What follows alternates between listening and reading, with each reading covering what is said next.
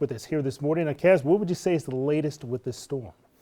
The impacts that sections of the eastern Gulf, including our region, the impacts are likely still about 4 or 5 days away. So there's plenty of time to continue to monitor those even slight subtle changes in the overall track as it is now, and the overall development trend that we're seeing is still a little rough and ragged, but it's beginning to show more of that counterclockwise circulation. Clouds beginning to kind of consolidate around the center, and that is a sign of an increasingly healthy system. And that once it goes over those northwestern Caribbean waters where the temperatures are in the mid-80s on those areas, that's where it's really going to start to blow and get a lot stronger as it approaches the western tip of Cuba. Now, the forecast track, this is something we've been focusing on since they've been released over the last couple days, and there's been a tendency of the overall cone to move to the west. So because of the overall thinking and the trends in the forecast, our entire region is still within that 4 to 5 day range of possible movement of the center. It is going to be at its strongest most likely when it's over the waters,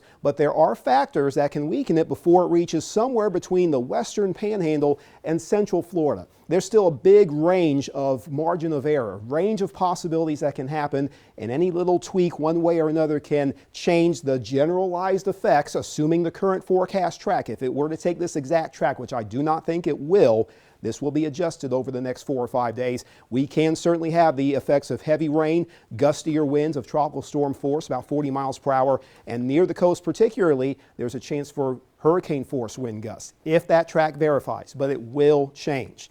The overall west-northwest path is what we're going to be monitoring as far as how that will adjust that track in future forecast releases. And that turn to the northeast has already begun, but it's kind of straddling the two situations that we were monitoring late last week. So right now it's intensifying over that warm patch of water where there's less upper level wind. That's where intensification is most likely. Isle of Youth region, western tip of Cuba, and just to the west of the Florida Straits. But as it moves farther to the north, even if it's more north or northeast, there's going to be a zone of faster upper level winds and drier air. That is what's being factored into its weakening trend as it approaches the coastline of the northeastern Gulf. And I'm not saying it's going to come right into the Big Bend region.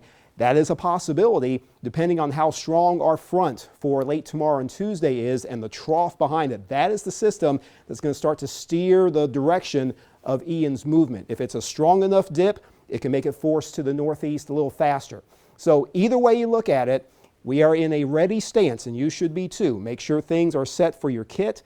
Review your plan. Will you stay? Will you go if it comes down to that? And then if we do start getting advisories or watches, get that readiness into a set mode, so where you can take quick action if it becomes necessary. Let's focus